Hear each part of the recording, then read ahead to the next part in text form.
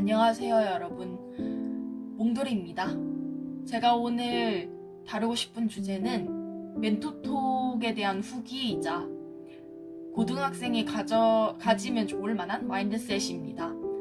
제가 일하고 있는 어학원에서 감사하게도 중학생을 대상으로 일반고와 외고 중에 어디를 가는 게 더 좋을지에 대한 강연을 하게 해주셨습니다. 그걸 준비하는 데 있어서 짧은 시간이었지만 저는 생각보다 잘 준비할 수 있었어요. 그 비결은 바로요, 제가 20살 때 브런치에 이제 발행하려고 적어놨던 글이 있었거든요. 그 글의 제목이 고등학생인 나에게 해주고 싶은 강연이었습니다. 20살 때 이미 이런 주제로 강연을 해봤으면 좋겠다고 생각을 했어요. 그때는 일반고, 외고를 떠나서 고등학생의 입장에서 어떤 마인드를 가지면 고등학교 생활을 잘 해낼 수 있을까에 대한 생각들을 이제 강연으로 한번 남기고 싶다라는 생각에 길게 적어 내려갔던 대본이 있습니다. 그걸 브런치에 발행했고 이제 그 내용을 기반으로 해서 이번 멘토톡 혹은 강연을 준비하게 되었고요.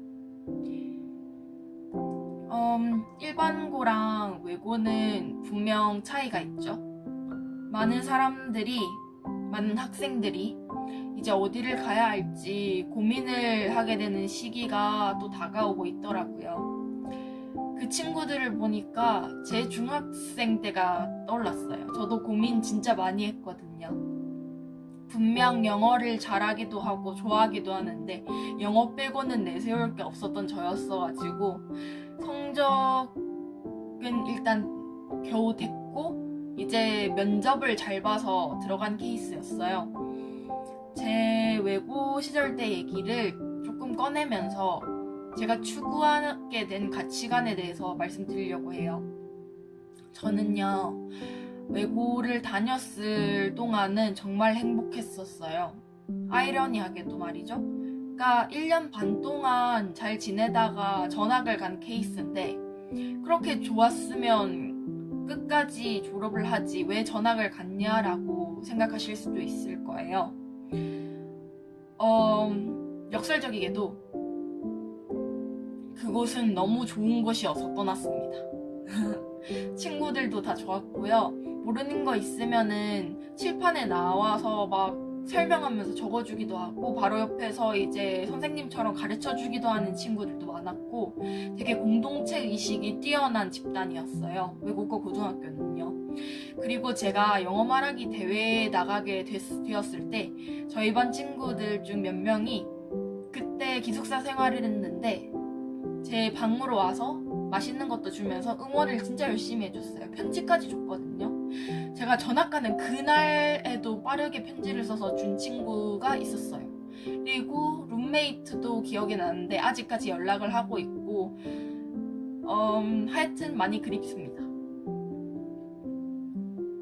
그런 분위기 덕분이었는지 물론 이것도 한몫했어요. 새벽까지 같이 팀 과제, 영어로 된 팀 과제를 해내느라 서로 끙끙거리면서도 완성하고 다 준비하고 나서 이제 되게 뿌듯하다 하면서 우리의 미래는 어떻게 될까 막 이런 얘기를 하면서 되게 힘들지만 행복한 감정이 동시에 존재할 수 있다, 이런 거를 깨닫게 해준 공간이었어요. 되게 동거동락이라고 하죠. 그런 분위기가 만들어졌던 데라서 저는 그 1년 반의 기억이 지금 22살이 됐는데도 아직도 좀 생생해요. 전학 가고 난 후에는 제가 오랫동안 있던 곳에서 벗어나서 새로운 환경에 적응하는 게 좀 쉽지가 않아서 좀 많이 힘들었습니다. 그리고 떠난 걸 후회하면서 되게 그리워했었죠. 친구들도 그렇고 거기 분위기도 그렇고 솔직히 자부심도 좀 있었고요. 근데 거기서 제가 깨달았던 게 있어요. 제가 거기서 생각을 해봤어요. 내가 끝까지 남으려고 했으면 나한테 뭐가 필요했을까? 그랬더니 답이 나오는 것 같더라고요. 제가 제 성향을 기질은 바꿀 수 없지만 성향을 바꿀 필요는 있었어요. 남들과 나를 자꾸 비교하면서 내 자신을 깎아내리는 나쁜 습관.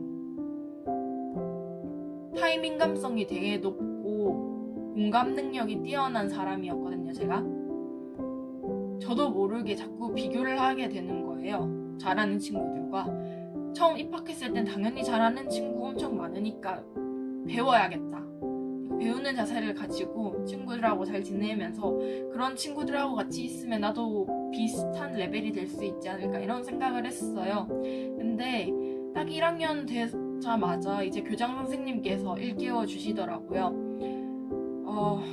외고에 들어오기만 한다고 해서 외고생이 되는 건 아니다라는 말이 아직까지도 기억에 남아요. 그 뜻을 이해하는 데까지 오랜 시간이 걸렸습니다. 거기서 끝까지 버티고 남았으면 성취감? 힘들었지만 조금 더 많은 성취감을 얻었을 수 있었을 것 같아요. 물론 1년 반 동안 지냈던 그것조차도 성취감이 되어서 대학 생활을 하면서 힘든 일이 있을 때 그때를 떠올리면 그때보다 더 안 힘들어, 그때 이것도 해냈는데 뭐 하면서 자아효능감이 뿜뿜 막 터져나와요. 그러면서 대학 생활에서 나도 모르게 막 스터디도 3개씩 만들고 열심히 공부하면서 그때 그 습관들이 하나 둘씩 나오면서 도전하길 잘했다, 입학하길 잘했다, 이런 생각이 들어요. 하지만 그 생각은 항상 어디로 가냐면요, 졸업까지 해볼걸, 친구들하고 끝까지 함께 지낼걸, 후회가 남더라고요. 이게 중도 포기의 대가예요. 중도 포기를 하면 그 중도 포기한 힘듦, 그때 당시엔 힘들어서 중도 포기를 했지만 그게 2배로 돌아오더라고요. 항상 따라다녀요. 꿈에도 나오고요, 아쉬움도 남고 후회도 남습니다. 그래서 저는 멘토톡을 하면서 중학생분들한테 어떤 선택을 하든 중도 포기는 좀 하지 말라고 했어요. 진짜 지양하라고 했어요. 물론 그 선택이 잘못된 건 아니에요. 저도 과거에 저를 비난하고 싶진 않아요. 저대로 이유가 있었다고 지금은 과거의 저를 용서한 상태고, 지금 대학 생활도 잘 하고 있고 전 제 삶에 진짜 만족하면서 살고 있거든요. 하지만 전학 가고 나서 그리고 딱 성인이 되었을 때는 한 번씩 무너질 때마다 그 중도 포기한 사실이 제 발목을 잡았어요. 그러면서 조금만 더 해봤으면 좋았을걸, 조금만 더 있었으면 괜찮지 않았을까? 뭐 언제까지 이 생각에 잡히면서 살아가는 것도 바보짓이기 때문에 지금은 그런 생각이 들진 않아요. 다만 다시 외고 때 만났던 친구들과 연락을 이어가면서 멘토톡 준비도 함께 하면서 이렇게 저렇게 바쁘게 살다 보니까 더 좋은 점들도 많더라고요. 그런 생각들도 좀 잊혀지고. 네, 너무 좋으면 때로는 추억할 때 좀 아프거든요. 좋았던 것들만 계속 떠올라요. 어느 정도의 지점을 지나고 나서는. 옛날에는 그냥 좀 힘들었으면 지금은 그래도 다시 한 번만 더 이런 생각을 자주 하게 돼요. 그러니까 자신이 한 선택에 대한 마음을, 초심을 절대로 비하하거나 비난하지 말고 소중히 여겼으면 좋겠다는 말을 그 중학생들한테 전하고 왔어요. 그러면서 남들하고 절대 비교하면서 자기 자신을 낮추지 말라고 했어요. 바보짓이라고 했어요.